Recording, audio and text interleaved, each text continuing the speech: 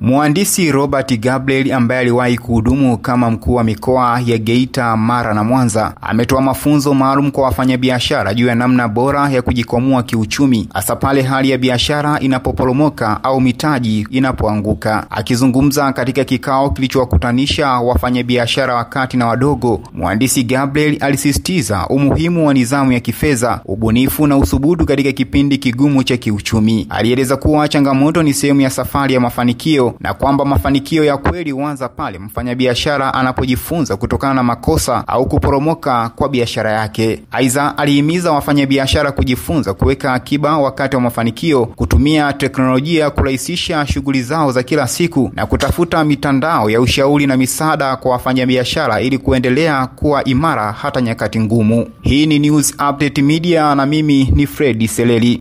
Elimu ya kila mara, ya kila mahali. Usipoanza biashara hauna uzoefu.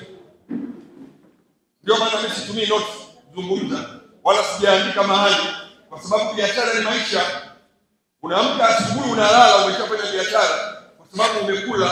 Hiyo hela uliyopata chakula imetoka wapi? Ni uchumi wako, ni jitihada zako, ni jasho lako. Unaweza kufanya nini? Kula kama mjasiriamali. Kwa mimi niwatie moyo ambao wanaanza biashara. Biashara ikifika mahali mtaji ukaanguka, sio mwisho wa biashara, bali unajifunza kukomaa. Mtoto mdogo kuanguka maana sio kwamba mtoto sio mwanadamu, hapana, ndio anakuwa. Ukiona mtoto anakimbia akaanguka akalia, mwambie pole mama, pole baba, komaa ukue. Unaelewana? Kwa hiyo ukiona biashara imeanguka, mtaji umeenda, tatizo kimetokea kwenye biashara yako, amka. Jitie moyo, songa mbele kwenye biashara. Tunaelewana?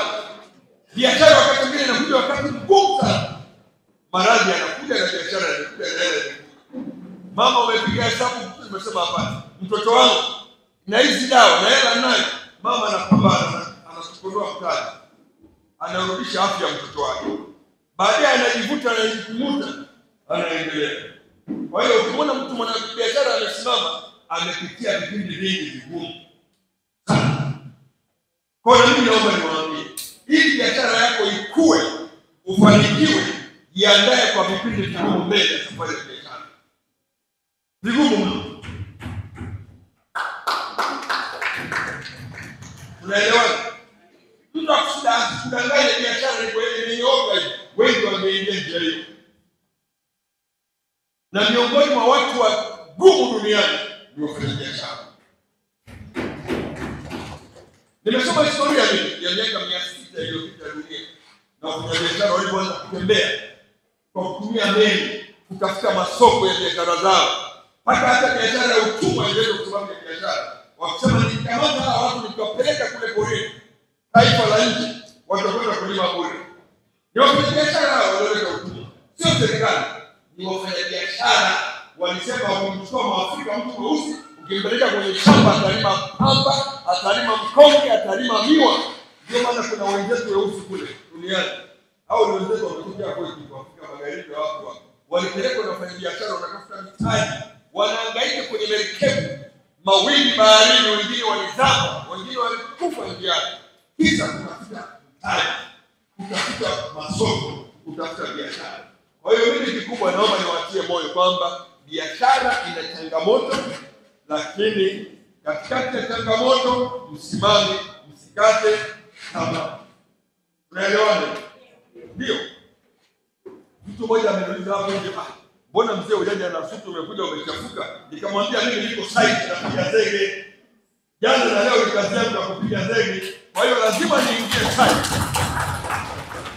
Kwa hiyo lazima niwaambie hawa watu wasifikirie mkoa si mkoa nini, ni kwamba ule umenivalisha hapana. Vile ni kama umevaa suti ya mgomba. Suti ya mgomba jua likija inanyauka unakuwa uchi. Tunaelewana? Lakini maisha halisi ndio haya. Umeelewa? Kwamba unaacha kazi ya watu unaanza kazi yako mwenyewe. Hiyo kazi unafanyaje? Wewe siwezi kuiba mimi. Uwe fisaji hapana. Piga zeli tunatafuta kabisa tunaendelea. Na tumeona na ndio wiko pale na wewe unapiga fomu yako kumwambia sasa ndio kusai. Tunanyosha fomu yako na kupiga kama imetulia kule, tunapiga fomu kala siku imetulia. maisha yanakwenda mbele. Hakuna kudeka. Umeelewana? Mwanadamu lazima uwe mgumu kuja duniani. Kutafuta riziki sio swala la lele mama. Unajituma, unaamka mapema kwa ajili ya familia yako, kwa ajili ya watoto wako. Na ni heshima pia. Unaelewana ndugu zangu? Kwa mimi naomba niwatie moyo wafanyabiashara wote, wajasiriamali ambao mnakuja kwenye semina, mtafundishwa kanuni. Biashara ina kanuni. Ukipewa pesa ya biashara, sio pesa ya matumizi. Jitahidi uwe na nidhamu ya hali ya juu mno kwenye pesa ya biashara. Unaelewana?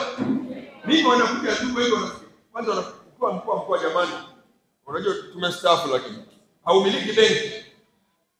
Tena wengine tunaziki mno kuliko hata wewe unaoangalia hapo. Ziki ipo. Lazima upambane ili uchomoke. Usipochomoka unakufa na pressure, unapata mawazo. Umeelewana? Kwa hiyo biashara inahitaji nidhamu. Weka matumizi yako, weka biashara yako ikae upande mmoja na matumizi yako yakae upande mwingine.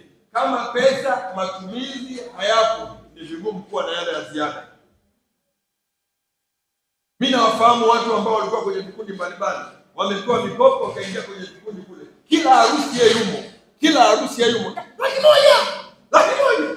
Wewe unafanya biashara, mapato yako unayajua. Unapiga mahesabu, faida ni shilingi ngapi? Wewe faida ya 20,000 au laki moja kwa mwezi. Vikao vitatu ni lemba. Umeenda umetoa 1,100,000. Utaingia kwenye mtihani, utafilisi biashara yako. Utasema kuna nini la maskini. Hakuna mapepo ya kimaskini, ni mawazo dhaifu. Haya majini mashtaki usiyasingizie. Elimu na maarifa ni ushindi duniani. Hata mimi nilikuwa na biashara mtu mmoja. Mchungaji mmoja anawaambia watu, "Yeye pambaneni, tuweke fungu la 10 ili ufanikiwe." Wewe mchungaji anasema, "Mimi nimefanikiwa, nina magari 5." Hujafanikiwa mchungaji, ni sisi tunakupa fungu la 10.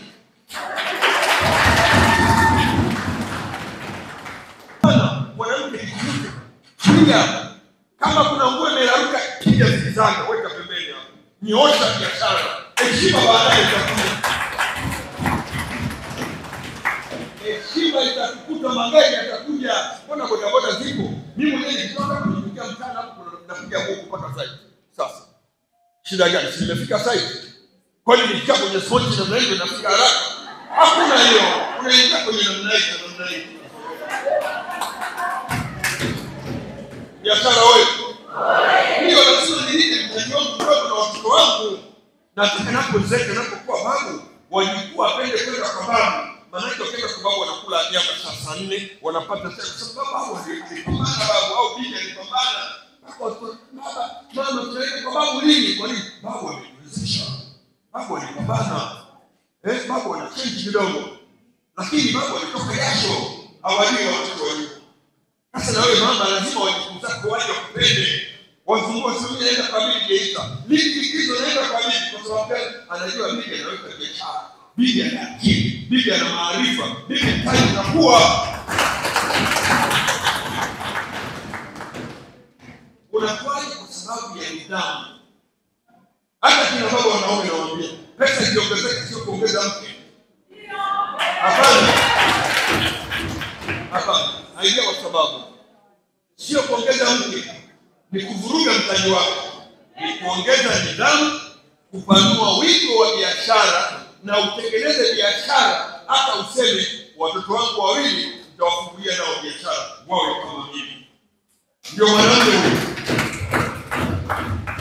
Baba anawekeza kwa watoto na watoto. Ndio sisi. Unapata kama $1,000 unapiga simu. Anasema mtandao hapa unakataa. Wewe piga tena. Niko mbali sana polisi. Anasema simu. Wewe ndio mkombozi wa maisha yako na biashara yako ni wewe. Mtegemea tanguye ufa masikini. Kuna wengine hawajanielewa kwa sababu mmezoea kuombaomba. Niko tayari kujimisha wewe na chumvi nikaupige. Kuliko kuombaomba kudharaulika kwa kutafuta mboga au nyama. Linda heshima yako kwenye biashara. Linda mtaji wako kwenye biashara. Heshimu biashara yako. Ipe thamani biashara yako. Biashara yako ni maisha yako na watoto wako. Umeelewana? Ikianguka ni wewe, ikisimama ni wewe, ikifanikiwa ni wewe. Isimamie. Wekeza leo hii kwenye kampuni zenye heshima. Mabenki yako watawaambia, japokuwa kitu kikubwa ni kwamba mnawezeshwa. Hata unawezeshwa mpaka leo, kuna muda wa kuondoka, kuna kipato kitaongezeka. Umshukuru Mungu, useme mimi nimewezeshwa mara moja. Uwezeshwaji huu ni kwa mtanganuo wangu, ninakwenda kuondoka. Kuna watu waliwezeshwa wakahama, vikundi vikapotea, mabilioni yamepotea. Nenda kwenye halmashauri, uuliza vikundi pesa zimepotea. Na ndio maana semina hii, shida sio kuwa na fedha, shida unaishikaje fedha. Fedha ina nguvu. Inatakiwa ikuvute ikakupoteza, bali wewe uhimili. Na ndio maana semina hii uwe na misuli ya kushika fedha. Tunaelewana? Geita wewe.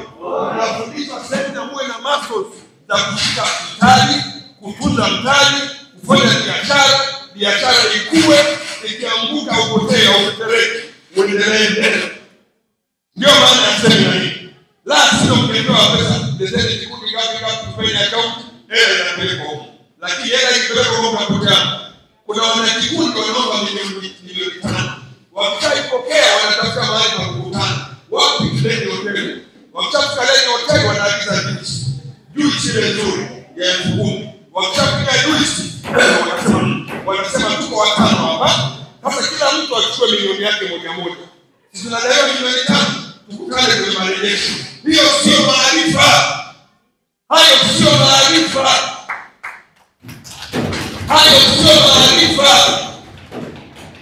kabisa.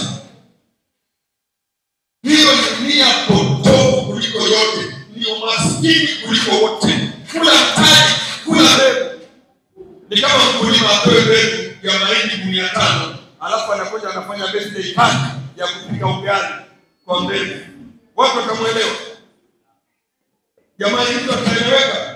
Yaani unatoa mbegu dunia zako moja, kilo 50. Ukaenda kawaida mtu wa ukoo, amgawahi kula chakula cha ukoo, alafu ukachukua mbegu ukaweka. Alafu baadaye unamwambia Mungu nitembelee. Mungu yupi akutembelee wewe? Hata mpagani afadhali ajui imani. Wewe Mungu yupi akutembelee wewe? Wewe unahitaji kufanya dua kabisa, ufungiwe msikitini au kanisani, mashema mtu akuombee ili akili badilike nyoke.